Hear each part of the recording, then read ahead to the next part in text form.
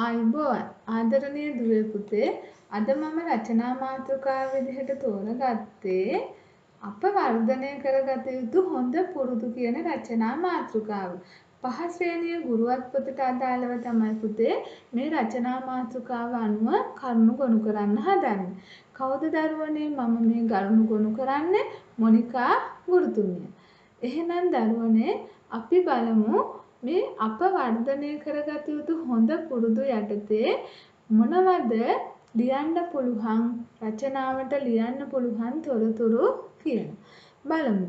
ඔන්න දරුවනේ මං පළවෙනි කරුණ විදිහට මෙන්න මේ වාක්‍ය ලියනවා. මොකක්ද? සමාජයේ ජීවත් වන අප හොඳ පුරුදු වර්ධනය කරගත යුතුය. ඉස්සෙල්ලාම දරුවනේ රචනා මාතෘකාවේ මම ලියන්නේ අපි හොඳ පුරුදු වර්ධනය කරගන්න ඕනෑයි කියන නේද? අපි හොඳ පුරුදු වර්ධනය කරගන්න ඕනෑයි කියලා. එහෙනම් මම මේ පළවෙනි කරුණ මේ විදිහට ලියද්දි දරුවනේ බලමු මොනවද විශේෂයෙන්ම සඳහන් කරන්න ඕනේ මේ කරුණු කියලා.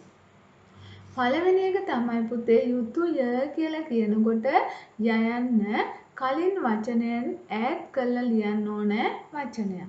ඒ වගේම දරුවනේ සංඥක ද ලියන්න ඕනේ. හොඳ පුරුදු කියලා කියනකොට සංඥක ද ලියන්න ඕනේ. වර්ධනය මහ ප්‍රාණ දයන්න ලියන්න ඕනේ. එහෙනම් මම පළවෙනි කරුණ මෙන්න මේ විදිහට ගොනු කරලා ඔයාලට ඉදිරිපත් කරලා තියෙනවා. මොකක්ද? සමාජයේ ජීවත් වන අප හොඳ පුරුදු වර්ධනය කරගත යුතුය කියන. ඔය පුතේ මගේ පළවෙනි කරුණ.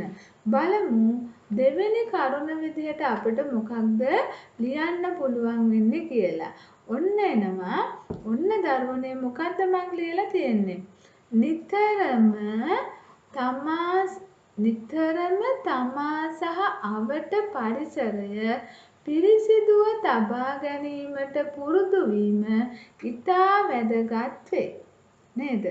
ඇත්තටම දරුවනේ පරිසරය පිරිසිදුව තබා ගැනීම ඉතාම හොඳ පුරුද්දක්. පාසලේදී වේවා අපි ජීවත් වෙන නිවසේදී වේවා අපි අවට පරිසරය ඕන තැනක අපි පරිසරය පිරිසිදුව තබා ගන්න ඕන. එහෙම නැති වුණොත් දරුවනේ අපිට ලෙඩ රෝග වගේ දේවල් හැදෙන්න ඉඩ තියෙනවා. එහෙනම් අපි පුරුද්දක් විදිහට පරිසරය පිරිසිදුව තබා ගැනීම ඉතාම වැදගත් වෙනවා. ඒ නිසා මම මේක හොඳ පුරුද්දක් විදිහට මෙන්න මේ විදිහට කරුණක් ලෙස ලියා දැක්වුවා.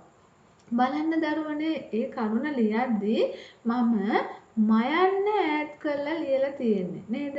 මයන්න ඈඩ් කරලා ලියන්න ඕන වචනයක්. නේද? ඒක අකුරක් විදිහට ලිව්වට අපි මේක වචනයක් විදිහට තමයි සලකන්නේ. තමා සහ අවට පරිසරය පිරිසිදුව වයන්නත් ඈඩ් කරලා ලියන්න ඕන වචනයක්. පුරුදු වීම ඉතා වැදගත් වේ කියලා ඔන්න මන් දරුවනේ දෙවෙනි වාක්‍ය ලිව්වා. නේද? අපි වර්ධනය කරගත යුතු හොඳ පුරුදු ගැනනේ අපි මේ කතා කරන්නේ. බලමු ඊළඟට මොකද්ද තුන්වෙනියට අපිට ලියන්න පුළුවන් වාක්‍ය කියලා. දරුවනේ මොකක්ද? සියලු දෙනා සමග සමගියෙන් සහයෝගයෙන් සිටීම හොඳ පුරුද්දකි. නේද? අපි සියලු දෙනාමත් එක්ක සමගියෙන් සහයෝගයෙන් ජීවත් වෙන්න ඕනේ. බලන්නකෝ එහෙනම් මම සියලු ලයන්න ලියලා තියෙන විදිය සියලු කියලා ලියනකොට ලියන්නේ දරුවනේ මොකද්ද? දන්තජ ලයන්න. එතකොට දන්තජ ලයන්න ලියන්න ඕනේ. එහෙම නැතුව අනිත් ලයන්න ලිව්වොත් වැරදෙනවා දරුවනේ. ඊළඟට සමගියෙන් සහයෝගයෙන් අපිට ජීවත් වෙන්න පුළුවන් නම් ඒක ඉතාමත් හොඳ පුරුද්දක්. ඒක මං මෙන්න මේ විදිහට ගොනු කරලා තියෙනවා. ඊළඟට දරුවනේ හතරවෙනි කරුණ විදිහට මොකද්ද අපිට සඳහන් කරන්න පුළුවන්? මොකද්ද? ඔන්න මං ලියලා තියෙනවා දුකට කරදරයට පත් වූ අයට උදව් උපකාර කිරීමට අප පුරුදු විය යුතුය. නේද? ඇත්තටම දරුවනේ දුකක් කරදරයක් ඇති වුණු අවස්ථාවකදී අපි ඒ අයට පිහිට වෙන්න ඕන. ඒක අපේ හොඳ පුරුද්දක්. ඒගොල්ලන්ට උදව් උපකාර කරන්න ඕන.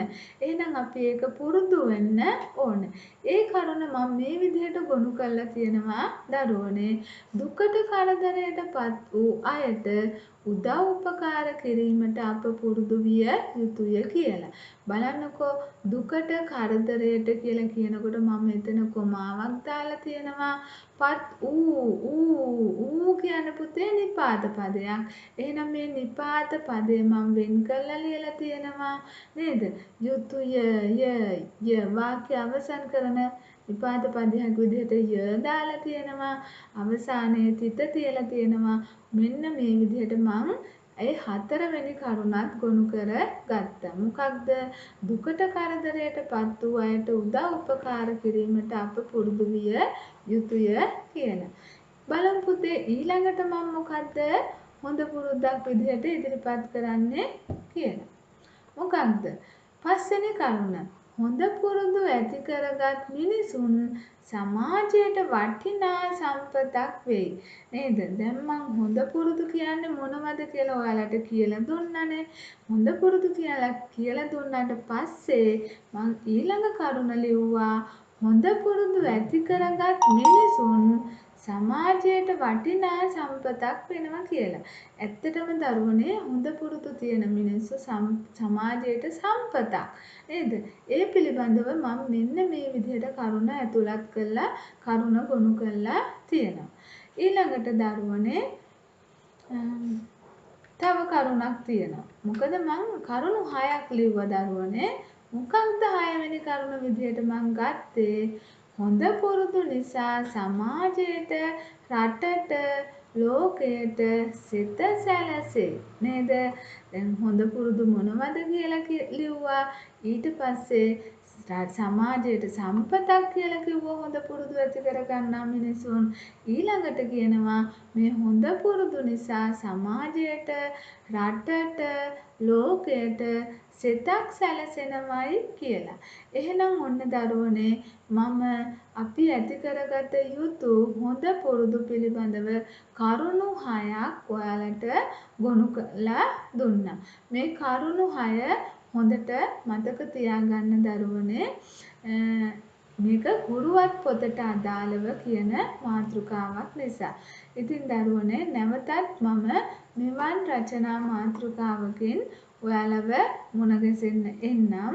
ඉතින් ඔයාලගේ අනාගතය සර්වප්‍රකාරයෙන්ම සාර්ථක වේවා කියලා මම ප්‍රාර්ථනා කරනවා. ආයුබෝවන්.